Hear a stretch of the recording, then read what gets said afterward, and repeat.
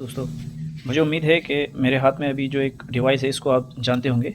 ये एक थर्मोस्टेट है। इसका काम कंप्रेसर को ऑन और ऑफ़ करना होता है टेम्परेचर के अकॉर्डिंग। ठीक इसी तरीके से ये मेरे हाथ में जो आप एक डिवाइस देख रहे हैं, ये भी एक डिजिटल टेम्परेचर कंट्रोलर है। इसका काम भी कंप्रेसर को ऑन और ऑफ़ करना होता है, लेकिन ये डिजिटली काम करता है। अगर आप फील्ड वर्क करते हैं तो आपने ज़रूर देखा होगा कोका कोला, पेप्सी के फ्रिज, या अगर आप किसी मिठाई की दुकान पर जाते हैं या पेस्ट्री वगैरह में काम करते हैं तो वो जो अंडर काउंटर्स होते हैं या डिस्प्ले काउंटर होते हैं, उनके अंदर ज़्यादातर ये डिजिटल कंट्रोलर यूज़ होता है। तो आज की वीडियो में मैं आपको इस डिजिटल कंट्रोलर के बारे में बताने वाला हूँ, इसके फंक्शंस के बारे में, इसके पैरामीटर के बारे में और इसकी वायरिंग के बारे में। इस डिजिटल टेम्परेचर को यूज़ करने के लिए इसका सिलेक्शन बहुत ज़रूरी है। जनरली ये दो तरीके के आते हैं, चिलर के लिए और फ्रीज़र के लिए। चिलर के लिए मेरा मतलब है जहाँ पे आपको डिफ्रॉस्टिंग नहीं करनी है, और जहाँ कुछ ऐसी मशीन है जहाँ आपको डिफ्रॉस्टिंग की ज़रूरत है तो उनके लिए अलग तरीके के कटिंग के साथ कुछ इस तरीके के दो सेंसर मिलेंगे, इस तरीके के दो इसके हुक मिलेंगे और एक पेपर मिलेगा जिसके अंदर सारे पैरामीटर्स लिखे होंगे। जैसे मैंने आपको वीडियो में बताया कि इसका सही सिलेक्शन बहुत ज़रूरी है। तो मेरे हाथ में अभी डिक्सल का एक कंट्रोलर है। एक्चुअली मेरे हाथ में अभी डिक्सल के दो कंट्रोलर हैं। दोनों के अगर आप मॉडल नंबर देखें तो वो डिफरेंट हैं। एक है XR30CX, दूसरा है XR60CX। तो दोनों ही के पैरामीटर सेम हैं, वर्किंग प्रिंसिपल सेम होता है, वायरिंग भी लगभग सेम होती है, लेकिन इनके यूजेस बिल्कुल अलग हैं। 30CX यूज़ होता है चिलर्स के लिए, जहाँ में हमें डिफ्रॉस्टिंग नहीं करनी है, जैसा कि मैंने आपको बताया था। XR60CX हम वहाँ यूज़ करेंगे जहाँ हमें डिफ्रॉस्टिंग करनी होगी, जहाँ पर हमारा मशीन के अंदर हीटर वगैरह लगा हुआ है। आप इसको अगर ध्यान से देखें तो 60CX में एक डिफ्रॉस्टिंग का ऑप्शन दिया हुआ है। इसके अंदर एक सेपरेट रिले होती है जो डिफ्रॉस्ट को कमांड करती है, जबकि अगर 30CX में अगर आप देखें तो यहाँ पे कोई भी डिफ्रॉस्टिंग का कोई पॉइंट नहीं दिया हुआ है। तो पहले मैं आपको XR30CX के बारे में बताऊंगा। इसके साथ साथ मैं आपको ये भी बता दूं कि ये मार्केट में बहुत सी तरीके के आते हैं। एक एलिवेल कंपनी का भी आता है, और इसके अलावा इंडिया में एक और कंपनी चलती है, उसको सब जीरो बोलते हैं। तो जनरली सब जीरो और ये डिक्सल आपको बहुत ज़्यादा देखने मिलेगा, एलिवेल बहुत कम देखने के लिए मिलेगा। लेकिन दोनों का वर्किंग प्रिंसिपल और सारे ही तरीके के जो सब जीरो होते हैं उनके वर्किंग प्रिंसिपल और वायरिंग लगभग सेम ही होती है। तो हम अभी बात करेंगे XR30CX के बारे में। ध्यान से देखें तो उसके ऊपर एक पहले से ही वायरिंग डायग्राम बना होता है और उसके पिन नंबर्स भी दिए हुए होते हैं। पिन कुछ यहाँ इस तरीके से होती हैं जिनके ऊपर स्क्रू वगैरह लगे होते हैं, और ये लास्ट के जो 4 पॉइंट होते हैं ये सेंसर के पॉइंट होते हैं। डिजिटल कंट्रोलर को सबसे पहले हमें ऑन करना होगा। तो ये एक इलेक्ट्रॉनिक डिवाइस है, तो सबसे पहले हमें इसे ही पावर देनी होगी ताकि ये लाइट इसके अंदर आ जाए। तो सबसे पहले आप ये देख सकते हैं मैंने एक न्यूट्रल की लाइन बनाई हुई है और ये मेरा फेज़ लाइन है। तो न्यूट्रल मैंने इसको न्यूट्रल में दे रखा है 8 नंबर में, और फेज़ की लाइन मेरी सीधा 7 नंबर में आ जाएगी। ये फेज़ सीधा मेरा फेज़ की जगह आ जाएगा। यहाँ पे एक सिंबल भी बना हुआ मिलेगा आपको, यहाँ आप देख सकते हैं ये एक सिंबल का निशान है 220, और यहाँ लिखा हुआ भी है सप्लाई 230 वोल्ट 50 हर्ट्ज़। तो आपको इसको AC करंट 230 और 220 वोल्ट देना होगा, जिससे कि ये ऑन हो जाएगा। जैसे ही आप इसे 230 या 220 वोल्ट देंगे, इसके अंदर डिस्प्ले शो होना शुरू हो जाएगी। उसके बाद आपको इसके अंदर एक सेपरेट रिले होती है और उसके ऊपर भी ये लिखा हुआ मिल जाएगा आपको, कंप्रेशर का सिंबल भी बना लिखा होगा और कंप्रेशर भी लिखा होगा। तो देख रहे हैं आप यहाँ पे ये एक इंडिविजुअल रिले है यहाँ पे, जिसकी क्षमता 20 एम्पियर की है। तो सबसे पहले हमें उस रिले को भी इंडिविजुअल पावर देनी होगी। तो सेम जो फेज़ हमने 220 वोल्ट में दिया था, चाहे तो हम इसको लूप करके यहाँ से इसको एक फेज़ भी दे सकते हैं। इससे क्या होगा कि रिले में हमारा पावर आ जाएगा। उसके बाद आप इसके अंदर एक टेम्परेचर सेट करेंगे। वो कैसे करेंगे मैं आपको आगे उसमें बताऊँगा। सपोज़ करिए कि आपने टेम्परेचर सेट किया हुआ है 3 डिग्री सेल्सियस। आप चाहते हैं कि 3 डिग्री सेल्सियस जैसे ही आपका टेम्परेचर आए अंदर का, ये कंप्रेसर को बंद कर दे। जैसे ही टेम्परेचर 2 डिग्री राइज होगा, आपका टेम्परेचर 5 डिग्री सेल्सियस पहुंच जाएगा रूम के अंदर का। जैसे ही 5 डिग्री सेल्सियस पहुंचेगा, ये रिले जिसको आपने ऑलरेडी पावर दी हुई है, ये दूसरे पॉइंट के साथ कनेक्ट हो जाएगी, रिले ऑन हो जाएगी। और जैसे ही 5 नंबर पे पावर आएगी, आप 5 नंबर की पावर आपको कंप्रेसर को देनी होती है। तो न्यूट्रल तो आपने ऑलरेडी सारे कॉमन दे रखे हैं, और आपको फेज़ इस 4 से 5 के थ्रू रिले जैसे ही ऑन करेगी आपको कंप्रेसर को मिल जाएगा और आपका कंप्रेसर ऑन हो जाएगा। उसके साथ साथ आपको इसके सेंसर के भी कनेक्शन करने होंगे। सेंसर कनेक्शन बहुत इजी होते हैं। अगर आप यहाँ देखें तो इसमें लिखा हुआ है रूम, और ये सेंसर का सिंबल बना हुआ है। तो सेंसर के 2 वायर होते हैं, तो एक सेंसर का वायर आप 11 नंबर में डाल देंगे और एक सेंसर का वायर आप 12 नंबर में डाल देंगे। वो सेंसर आप जो आपको इसके साथ मिलेगा, और उसकी जो प्रोब होगी, जो सेंसर की प्रोब होगी कुछ इस तरीके की, वो आप उस चिलर के अंदर रख सकते हैं। उसको रूम के अंदर रखना होगा जिस रूम को भी आप ठंडा करना चाहते हैं या जिसका आप टेम्परेचर जानना चाहते हैं। तो इसकी वायरिंग बहुत ही सिंपल है, आपको उम्मीद है समझ में आ गई होगी। इसका है जैसे कि आप यहाँ देख सकते हैं कि ये XR66 है, और ये जनरली फ्रीज़र्स के अंदर यूज़ किया जाता है जहाँ हमें डिफ्रॉस्टिंग करने की आवश्यकता होती है। इस डायग्राम को आप देखें तो यहाँ पर एक सिंबल बना होगा पावर का, और उसमें लिखा होगा 4 और उसकी 5 नंबर पिन सप्लाई के लिए है, 230 वोल्ट और 50-60 हर्ट्ज की लाइन। इट्स मीन कि हमें इसे AC करंट 220 वोल्ट देना है, ये उस पर ही ऑपरेट होता है। तो सबसे पहले हम इस कंट्रोलर को ऑन करने के लिए पावर देंगे। तो इस डायग्राम में आप देख सकते हैं, आपको समझने में आसानी होगी कि ये 4 और 5 नंबर इसका मेन सप्लाई है, मेन पावर लाइन है। तो हम इसको, ये मेरा फेस लाइन है, यह लाइन समझ लीजिए, और ये नीचे वाली ब्लू लाइन मैंने न्यूट्रल बनाई हुई है। तो जैसे ही मैं इसको फेस और न्यूट्रल देता हूँ, इसके अंदर कुछ इस तरीके से डिस्प्ले आने लगेगी। उसके बाद आप धीरे धीरे करके स्टेप बाय स्टेप सारी वायरिंग कर सकते हैं। तो जैसे ही 36 के बारे में था, इसके अंदर कुछ इंडिविजुअल्स रिले होती हैं जो अलग अलग तरीके से काम करती हैं। उन रिले को हमें पहले पावर देना होता है। वो आउटपुट इस कंट्रोलर के हिसाब से निकालेंगी, जब भी हमें ज़रूरत होगी पावर की या कंट्रोलर को ज़रूरत होगी वो तभी आउटपुट निकालेगा, लेकिन आपको उनको इन करना पड़ेगा। अब जैसे आप यहाँ देख सकते हैं 1 2 3, यहाँ पर 2 रिले हैं, एक रिले फ़ैन के लिए है और दूसरी रिले कंप्रेशर के लिए है। तो लेकिन आप अगर आप इसे ध्यान से देखें तो ये कॉमन है यहाँ पर। जैसे ही आप 1 नंबर को लाइन देंगे, तब 2 नंबर और 3 नंबर की रिले के इनपुट में पावर ऑटोमेटिक चली जाएगी। सबसे पहले हम इस डायग्राम के अकॉर्डिंग ही इसमें देखेंगे, हमको लाइन इसके अंदर देनी है 1 नंबर के अंदर। जैसे ही हम 1 नंबर की देंगे तो फैन और कंप्रेशर की जो रिले है उसकी इनपुट में पावर पहुंच जाएगी। जैसे ही पावर पहुंचेगी, अब वो आउटपुट के लिए तैयार है। आउटपुट जब भी कंट्रोलर देगा तभी आउटपुट निकलेगी उसकी। दूसरी तरफ ये देखेंगे, इसके अंदर एक और इंडिविजुअल रिले होती है। आप इस सिंबल को ध्यान से देखिए, ये 6 7 और 8, 6 नंबर का जो पॉइंट है ये इसका लाइन पॉइंट है, इस रिले का इंडिविजुअल पॉइंट है। तो इसको भी हमें पावर देनी होगी। जैसे ही हम यहाँ पावर देंगे फेस की, तो ये रिले भी हमारी एक्टिव हो जाएगी। लेकिन इस रिले के अंदर एक खास बात यह है कि ये NC और NO पॉइंट दोनों के लिए होती है। ये एक NC पॉइंट है। NC का मतलब होता है नॉर्मली क्लोज। ये सर्किट अभी क्लोज है, यानी कि जैसे ही आप 6 नंबर पे पावर देंगे, 8 नंबर पे पावर ऑटोमेटिक आना शुरू हो जाएगी। और जब डिफ्रॉस्टिंग का टाइम आएगा तो ये रिले हटके 8 से हटके 7 पे लग जाएगी, 7 नंबर पे आएगी, 7 नंबर डिफ्रॉस्टिंग चालू हो जाएगा। उस टाइम 8 नंबर पे पावर नहीं होगी। और ये याद रखिए, ये सिर्फ फ्रीज़र के लिए यूज़ होता है। आप इसे चिलर में भी यूज़ कर सकते हैं, हालांकि ऐसा नहीं है, लेकिन ये जनरली फ्रीज़र्स के लिए यूज़ होता है, क्योंकि इसके अंदर एक इंडिविजुअल रिले दे रखी है जो कि सिर्फ और सिर्फ डिफ्रॉस्टिंग के काम में आती है। तो जैसे ही आपने इसको पावर दी, हमारा कंट्रोलर ऑन हो गया, आपने सारी रिले की इनपुट्स में पावर दी हुई है। तो आपने सपोज़ करिए -8 डिग्री सेल्सियस टेम्परेचर आपने सेट किया हुआ है।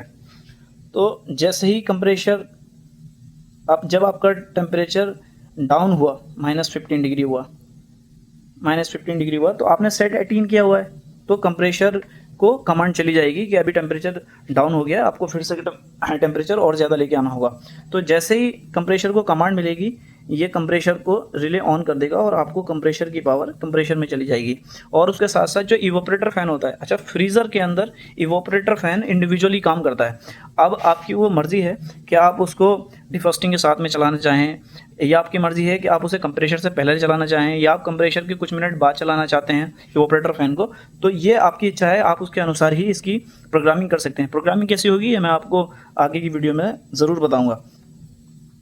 तो जैसे ही कमांड मिलेगी इसको, ये फ़ैन की तरफ भी पावर ऑन कर देगा और आपका फ़ैन रन करने लगेगा और कंप्रेशर रन करने लगेगा।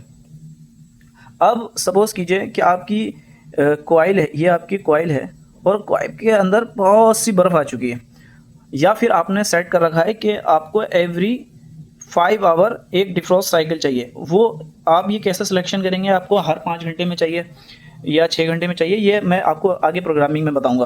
तो जैसे ही 5 घंटे होंगे, जैसे आपने अभी से 1 बजे चालू किया है, 1 o'clock, 5 o'clock ये ऑटोमेटिक डिफ्रॉस्टिंग साइकिल दे देगा। उस टाइम कंप्रेशर और फैन की रिले वापस ऑफ हो जाएगी और आपने ऑलरेडी पावर दी हुई है, तो डिफ्रॉस्टिंग हीटर की रिले ऑन हो जाएगी उस टाइम, और ये डिफ्रॉस्टिंग हीटर की तरफ पावर चली जाएगी।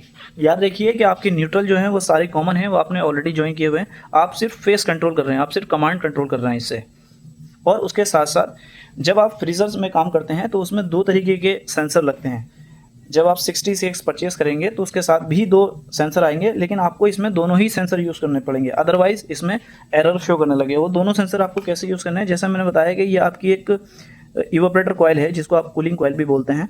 तो एक सेंसर इसके किसी भी एक पॉइंट से आपको लेना होगा, एक पॉइंट लेंगे और दूसरा यहाँ इवापोरेटर पॉइंट के पास चला जाएगा।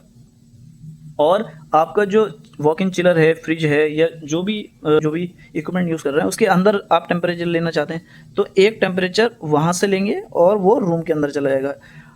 दोनों सेंसर के अंदर 2-2 वायर मिलेंगे आपको, कुछ इस तरीके से। सपोज़ करिए कि इसकी भी 2 वायर हैं और इसकी भी 2 वायर हैं, तो एक आप दोनों वायर को मिलाकर एक 11 नंबर में देंगे।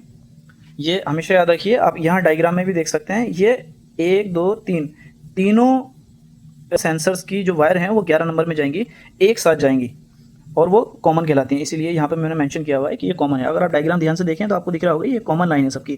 तो 11 नंबर में दोनों सेंसर का एक एक पिन करके उसके अंदर डाल देंगे और इवापोरेटर वाला सेंसर का एक वायर इवापोरेटर के अंदर और रूम सेंसर के अंदर वाला एक वायर आपको रूम के पिन के अंदर लगाना होगा। उसके बाद आपका कंट्रोलर चालू हो जाएगा। कि अगर आप डिफ्रॉस्ट हीटर यूज़ नहीं कर रहे हैं, बहुत सी जगहों पर या बहुत से इक्विपमेंट में हॉट गैस डिफ्रॉस्टिंग का सिस्टम भी होता है। उस हॉट गैस डिफ्रॉस्ट करने के लिए भी जो आपका सोलेनॉइड वाल्व है, उस सोलेनॉइड वाल्व की जो कमांड होगी वो इसी डिफ्रॉस्टिंग लाइन से ही जाएगी। इसके अलावा अगर आपका कोई क्वेश्चन है जो आपको समझ में नहीं आ रहा है तो प्लीज़ आप मुझसे पूछिए और मैं आपको कोशिश करूँगा कि उसे और आसान तरीके से एक्सप्लेन कर पाऊँ। चलिए हम शुरू करते हैं। XR30CX जो कि एक चिलर के अंदर यूज़ होने वाला कंट्रोलर है। याद रखिए 30CX चिलर के अंदर यूज़ होने वाला कंट्रोलर होता है। चूँकि इसके अंदर डिफ्रॉस्टिंग का कुछ अलग से रिले नहीं है, इसलिए हम सिर्फ इसे चिलर में यूज़ करते हैं। तो इसकी हम वायरिंग शुरू करते हैं। तो जैसा कि आप देख सकते हैं, मैंने इसके 7 और 8 नंबर पर फेज़ और न्यूट्रल पावर, ये मेरी मेन पावर है, मैंने इसे 7 नंबर पर फेज़ और 8 नंबर पर न्यूट्रल दिया हुआ है। और सेम फेज़ जैसे मैंने आपको बताया था, हम सबसे पहले इसको पावर देंगे, उसके बाद सेम फेज़ आपको 4 और 5 नंबर यानी कि 4 कंप्रेसर ऑन करना है तो 4 नंबर की रिले के लिए आपको देना होगा। ये इसकी 4 नंबर की रिले है, 4 नंबर पॉइंट है जो कि कंप्रेसर की रिले का इन पॉइंट है। तो इसको हम यहाँ से पावर दे देंगे।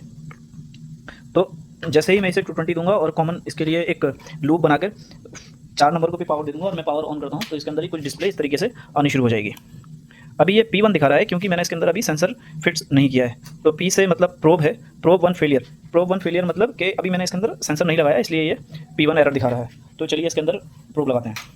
तो जैसे मैंने आपको बताया था, सेंसर के अंदर 2 वायर होंगे हर सेंसर के अंदर। तो एक सेंसर का वायर इसके 11 नंबर में चला जाएगा और दूसरा इसका रूम जो लिखा हुआ है उसके ऊपर चला जाएगा 12 नंबर में।